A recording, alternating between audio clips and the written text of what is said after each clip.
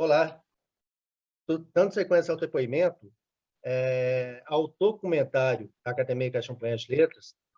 Hoje eu trago aqui para dar o depoimento uma jornalista que tem muito meu respeito, acadêmica, admirável, e que tem uma história de vida incrível, e que está na academia há longos anos, mantendo a ACL sempre forte, apoiando os projetos, e que nada melhor do que ninguém para parar um pouco desses 20 anos de ACL, do que a jornalista e acadêmica Esther Lúcio Bittencourt. Esther, muito eu obrigado, Leandro. Bom dia. A admiração é recíproca. Bom dia, minha querida. Eu abro o documentário para você, para a gente trabalhar sobre isso, deixar registrado para as futuras gerações em audiovisual. A história de uma das... Eu acho que a academia deve ser uma das instituições mais antigas instituída legalmente no circuito das águas mineiras, talvez até no sul de Minas. Se ela não for a mais antiga, é uma das mais antigas, porque em 2021 pouco se falava em academia de letras no interior. Até se eu estiver falando alguma besteira, eu peço desculpa às outras, mas a academia ACL deva ser uma das mais antigas. Eu não estou falando que é a mais antiga, mas com certeza está no rol das mais antigas. Eu abro para você, Esther, a oportunidade de nos falar sobre a ACL. Leandro, eu vivi bem intensamente a academia. Eu fui convidada na gestão da Teté que já nos deixou, e da Cida Rigotti. Teté presidente, Cida Rigotti vice. E, a partir daí, eu entrei como secretária. Eu fui secretariando, e assim, ano após ano, quer dizer, biênio após biênio, eu fui ocupando o cargo de secretária da academia, registrando em ata as atuações da academia. Antes da sua gestão primeira, a Maria do Carmo era presidente da academia, eu fui vice-presidente da academia. E me afastei um pouco da academia depois, e me chamaram para voltar porque você era uma pessoa genial. Então, eu retornei e falei, mas não quero trabalho, não. Meu Deus, como eu estava errada! Como tem trabalho! Então, a estadia na academia é algo muito agradável, muito interessante. Todo ano havia um encontro lá na Roseta, na fazenda da Roseta, porque o proprietário é sócio correspondente, se não me engano. E então havia um encontro na Roseta e havia sempre muita atividade. Fizemos encontro na praça, leituras em colégios, concursos de poesia, tivemos uma série de debates falando sobre o livro, o primeiro livro, um livro que ganhou o Jabuti, que é impresso no Brasil, que fala sobre quando começou a impressão no Brasil de livro, né? E com a autora de blog, Falvitello de Azevedo e Aníbal Bragança. E foi a mesa comandada por Marco Antônio, que foi presidente da academia. Então, nós tínhamos debates, palestras, muitas atividades, festas, que não poderia deixar de ser, encontros natalinos. E essa passagem interessando as crianças na leitura, conversando com elas, lendo para elas, é muito interessante. Então, eu creio que eu tenho muito pouco a dizer. É isso que eu tenho a dizer. Eu acho interessante, Esther, que é o seguinte: a academia sempre teve um movimento muito grande na cidade, né? E a gente, como provedores de cultura, tem assim ver o movimento de uma forma diferenciada. Agora, eu até agradeço você o carinho e falar que o serviço, eu ainda comentei no meu depoimento que a gente está no período pandêmico, né? E que a gente tinha grandes desafios. Agora, realmente, para você que queria ficar mais quietinho no lugar, é um bocado de trabalho, não é não, Esther? Como trabalhamos, hein, Leandro?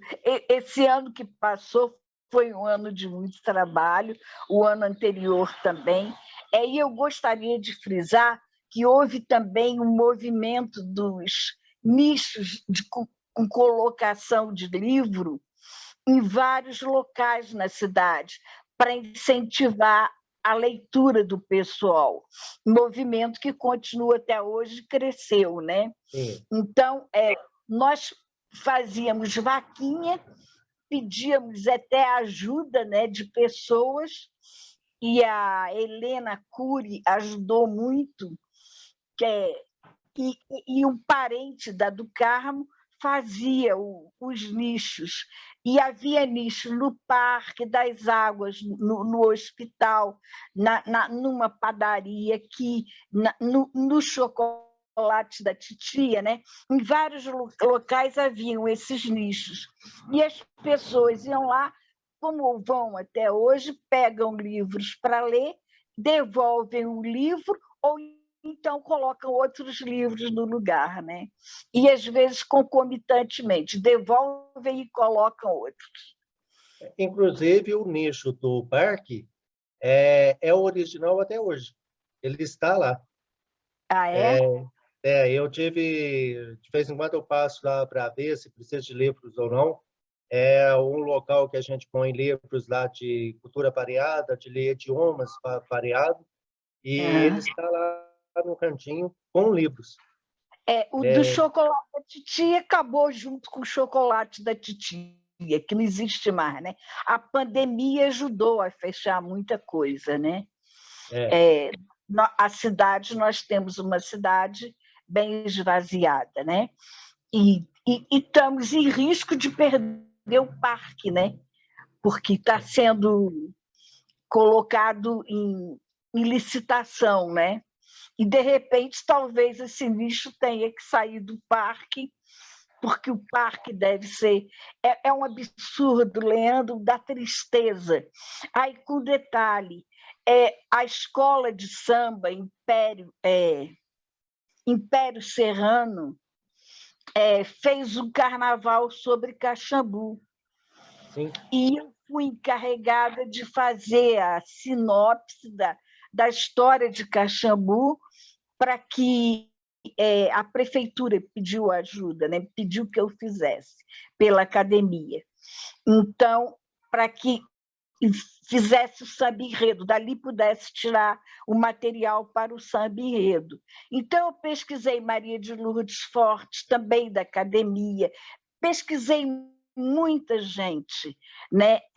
Me falta, a memória não consegue lembrar de tanto nome de pesquisa, mas foi uma pesquisa muito intensa. Enfim, eu, em nome da academia, apresentei, né, o trabalho, a sinopse da história de Caxambu, que pegava desde muito antigo, quando aqui era habitado por índios canibais, né, por canibais. Os bandeirantes não conseguiam chegar, porque eram devorados pelos índios, os padres, os jesuítas, né? Eram devorados, e o Rio das Mortes também tem esse nome, porque a cidade do entorno ali, né, era cheio de índio carnívoro, né? E finalmente exterminaram todos os índios para que pudesse entrar para que pudesse o povoado, porque era Iruoca, Caxambu ainda era de São Paulo, uma parte de Caxambu pertencia a São Paulo, metade do Morro de Caxambu era de São Paulo e a outra metade pertencia a Iruoca, né? E depois as coisas foram tomando as suas denominações, os seus espaços, transferiram para Cruzeiro, a fronteira, então, de Minas com São Paulo, né? Então, é uma história que eu acho interessante. Mas a Maria de Lourdes Forte registrou também muita coisa, muita coisa. Eu bebi muito no trabalho da Maria de Lourdes Forte, que infelizmente também não está entre nós. Eu até comento, Esther, eu comentei no meu depoimento aqui, que, para quem não sabe, a Esther tem uma cultura incrível, que eu adoro. Ela vai sair nas histórias, ela vai conversando, as histórias vão aparecendo, e é uma enciclopédia viva. E hoje, os membros, vários nomes da literatura nacional e internacional, tá? Que faz membro, são do quadro de correspondentes, vieram para o quadro de correspondentes através da indicação da Esther Bittencourt. E tem um leque de amizade no meio literário incrível. E a academia hoje ela fortaleceu com esses nomes maravilhosos, que eu não vou citar, que são todos, mas através da Esther Bittencourt. E ela tem muita história ainda. Você entrou na academia, mais ou menos, você lembra quanto, Esther? Eu não lembro, Leandro, eu sou péssima para data. E eu vou até justificar, porque meu cérebro já tem muito tempo rodado, né? Então, peço desculpas por isso, eu não lembro a data, mas eu lembro exatamente como foi a posse. A minha patrona, eu ocupo a cadeira que tem o nome da Cecília Meirelles, né? Então, a posse, se não me engano, foi no Hotel Glória ou no Lopes, eu não lembro bem, e foi a Maria do Carmo Rodrigues que veio, enquanto a reunião corria, quem ia ser empossado ficava do lado de fora. E depois alguém da academia ia receber essa pessoa. E foi Maria do Carmo Rodrigues que me introduziu ao recinto onde estava havendo a reunião. Então, ali eu fui saudada pelas acadêmicas, pela presidente, pela vice-presidente, e fiz o meu discurso de posse, né? Então, eu lembro exatamente a roupa que eu vestia, como estava a academia, agora eu não lembro a data. Mas isso é normal, Esther. Eu também, Tata, eu sou péssimo. Agora, a solenidade, o ritual de posse de uma academia é sempre mágico no momento, né? Não dá para não Muito esquecer. mágico, é de um nervosismo imenso, quer dizer, se fica muito nervoso. Eu fiquei muito nervosa, né? Porque é como você entra num lugar sagrado. É um lugar de letras, um lugar de livros, um lugar de sabedoria. Há um silêncio de palavras sendo ditas maravilhosamente, mesmo que o ambiente esteja silencioso. É como letras brincando no ar. Então, aonde estiver um membro da academia, haverá sempre uma constelação alfabética no ar, porque nós somos letras, nós fazemos parte desse alfabeto. Nós, acadêmicos, cultivamos a língua portuguesa, cultivamos o falar, o bem falar, o bem dizer. É emocionante. Palavras muito sábias realmente emocionam, Esther, porque a gente, quando vai fazer parte de uma academia, a gente não sabe os desafios, principalmente quando é uma academia física, assim, que a gente tem membros, que a gente está ali para trabalhar. e são desafios com personalidades incríveis, que é um aprendizado para a gente, né? E até esse documentário é um meio de homenagear a lembrança e homenagear as pessoas que estão e que estiveram com a gente, esse documentário. E eu acho muito gostoso levantar essa história com quem sabe, com quem vivenciou, com quem aprendeu nesse movimento de 20 anos de academia. E eu tenho, assim, a academia, a presidência, para mim, não foi um serviço, foi um presente. Eu ainda até estou aprendendo e aprendi muito, estou aprendendo e tem muito para aprender. Mas com acadêmicos igual a você, as outras acadêmicas, fica fácil, é uma missão fácil. E Leandro, nós todos aprendemos, querido. Nós estamos aqui para aprender sempre, sempre, sempre. E eu quero registrar o nome do Teté, que eu deixei só Teté. É Balaciano, né? Teté sim, Balaciano. Então, nos deixou há pouco tempo também, o que é uma lástima, mas ela seguiu o filho que nos deixou primeiro, o Júlio Teté Balaciano, que era o filho dela e que era acadêmico e que faleceu primeiro. é. É, assim, o período de 2 anos, esses 2 últimos anos, foi um período bem conturbado, que a gente teve, eu ainda comentei que a gente teve perdas e de meios, assim, tidos naturais, né? Porque não foi pela pandemia, mas Não, foram não perdas foi. bem marcantes, né, para a gente. Não, exatamente. E nesse período de academia, Esther, qual foi o projeto que mais chamou atenção, que a academia fez, que foi, assim, marcante nessa história? Para mim, o Leandro, foi esse dos 20 anos da academia, que foi a feira literária, a Flauk, foi muito marcante a Flauk, né?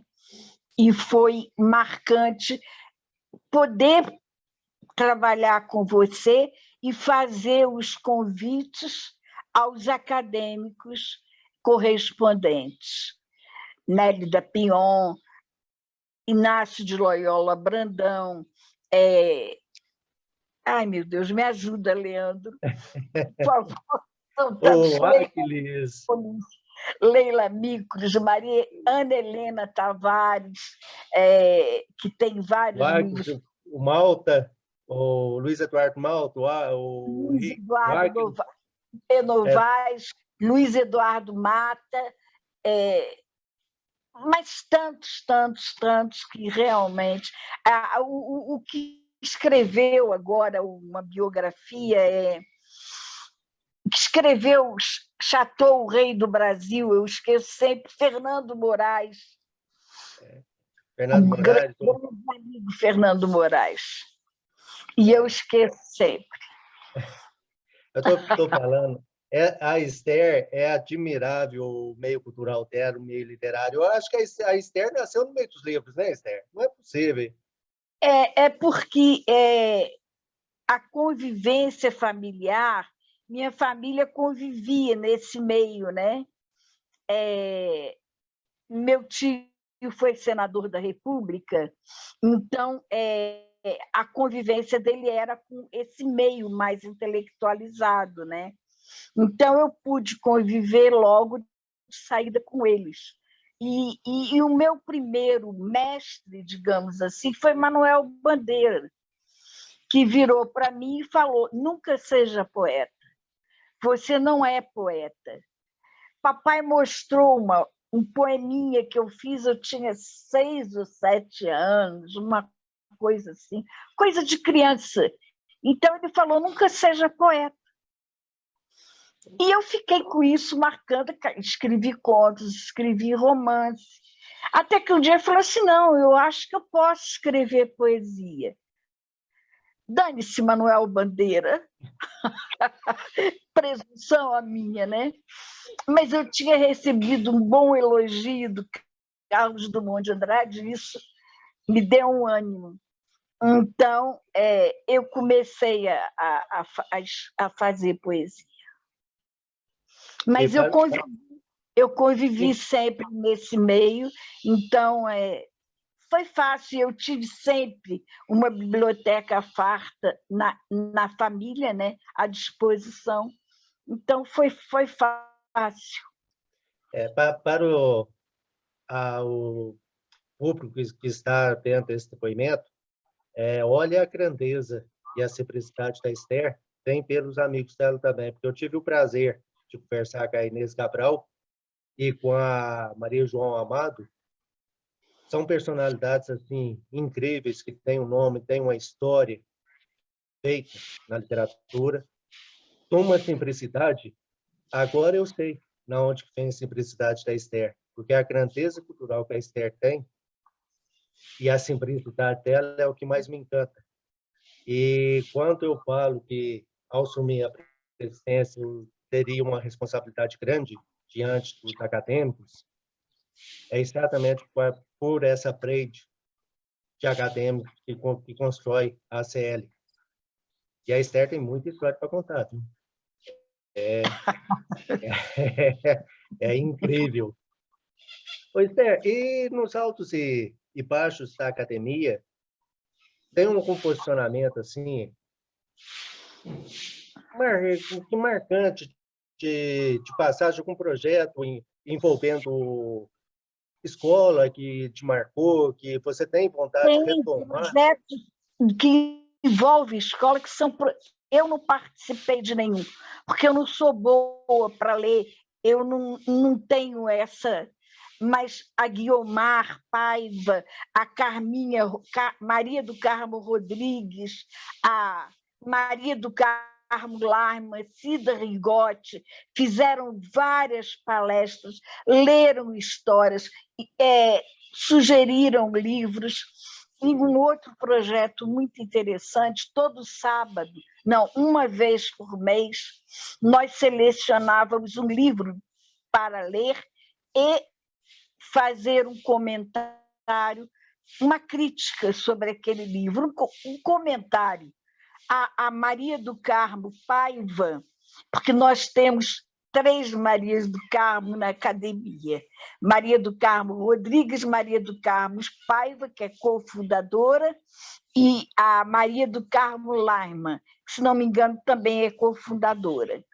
E as 3, a Maria do Carmo Paiva dava uma aula maravilhosa. Eu lembro que nós lemos o Pepetela, Mayombe, e depois a Maria do Carmo Larman fez um trabalho magnífico. Foi, inclusive, ele tinha sido indicado para um vestibular. E a Maria do Carmo Paiva fez um trabalho magnífico sobre o livro. Então, eram momentos muito gostosos, eram encontros muito saborosos. Fora os encontros fora academia, às vezes na casa da Guiomar Paiva, outras vezes na casa da Rodrigues, né? E por aí foi. Eu me afastei um tempo da academia, quando eu era secretária, quando eu quebrei a coluna. Eu morava lá no Vale das Colinas, era uma chácara, né? Um lugar amplo, grande, e exigia muito, mas eu havia quebrado a coluna e fiquei 3 meses e meio de cama, né? E aí eu precisei me afastar da academia e deixei o Marco Antônio na mão, porque ele ficou sem uma pessoa que pudesse registrar na ata. E depois de muito tempo, porque aí depois foi a fase de sentar, de poder caminhar, essa coisa assim, de recuperação. Então, O Marco Antônio, ele foi um presidente muito atuante também, pelo que eu pude ver e conhecer os projetos dele. Não parava também, né? Não parava. Marco Antônio foi muito atuante. Eu sinto em tê-lo deixado na mão nesse último momento, quando eu quebrei a coluna,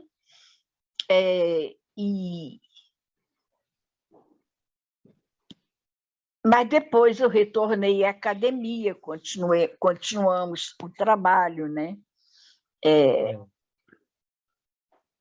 A academia sempre foi muito agitada. É gostoso ouvir e saber desse movimento e esperar que a Covid passe para que a gente possa voltar nas presenciais, né, Esther? Exatamente. Exatamente. Agora, quando ela vai passar, é uma incógnita, né? Porque agora temos a Ômicron, né? Hoje de manhã eu estava lendo um artigo de que a pesquisa de Londres apontou que ela é mais letal do que a Delta. Então, estavam dizendo que ela seria mais tranquila, mas não, ela é mais letal do que a Delta, segundo a pesquisa de Londres, né? Então, e é uma coisa que ainda está acontecendo, ainda estão pesquisando para ter certeza, né? E nesse caso, Esther, já estamos o espírito animado, se preparando para a segunda prova que no próximo... Leandro, o que foi feito nessa pandemia pela academia, não há como. Quer dizer, a gente pode não estar na rua, pode não estar convivendo com as pessoas, mas nós estamos realizando. Você está realizando. Nós, né? Você está realizando. Eu sempre falo, é fácil fazer projetos e realizar projetos com o apoio de vocês. É uma tranquilidade, a gente fica mais certo, mais com convicção que as coisas estarão certo, porque atrás do presidente tem uma equipe incrível e me deixo muito feliz em poder representar a academia, representar vocês. Mas nós estamos chegando ao fim desse depoimento, tem poucos minutos agora. E eu quero falar por mim e pela academia. Eu tenho certeza que nós estamos muito felizes em estar nas suas mãos, presidente. Obrigado, Esther, obrigado. A felicidade é mútua, né? E por receber um carinho desse e pelas portas estarem se abrindo para a gente, né? Você tem algum relato final que você queira falar nesse depoimento, nesse documentário, para quem está nos assistindo? Estudem, leiam, trabalhem e sempre valorizem as letras. Falar português corretamente, escrever corretamente é fundamental, porque português um povo, é sua língua, é seu idioma. Os conquistadores, quando chegavam nas cidades, o que no início não conseguiram fazer com os gauleses, com Asterix e Obelix, por exemplo, que é uma história, mas na realidade é uma história. Roma não conseguiu dominar os gauleses, impondo a sua linguagem. Então, um conquistador, quando chega numa cidade, a primeira coisa que faz é matar o idioma, a cultura. Não permitam que isso aconteça. A nossa cultura, a nossa história brasileira é fundamental. Ela precisa ser resguardada, guardada, cultivada e anunciada sempre, porque é a nossa história, é o que nos faz um povo. É isso que eu tenho. Desculpe a paixão, mas eu tenho uma grande paixão por isso. Eu me emociono ao ver o seu depoimento, Esther, porque é muito gostoso saber, compreender e conviver com pessoas que têm esse amor à literatura, esse amor à cultura. E realmente, essa convivência foi um presente de Deus para mim. E muito me Para agrada, nós. para nós. Aos amigos que estão nos acompanhando, nós vamos encerrando o depoimento com essa grande jornalista, essa grande amiga e acadêmica, Esther Bittencourt, que conta para nós um pouco da sua história de vida e da sua história na academia. Neste documentário, que ficará em arquivo vivo e permanente para as futuras gerações, para que saibam as pioneiras da cultura em nossa região nesses 20 anos de academia. Muito obrigado a todos. Muito obrigado, Esther. Obrigado, Leandro, você. Obrigado por sua paciência em me ouvir e obrigado por ser essa pessoa magnífica que você é. Ô, Esther, eu pude ouvir, para mim é um prazer imenso, você nem imagina, eu adoro suas histórias, tá? Muito obrigado, fiquem todos com Deus. Fiquem bem.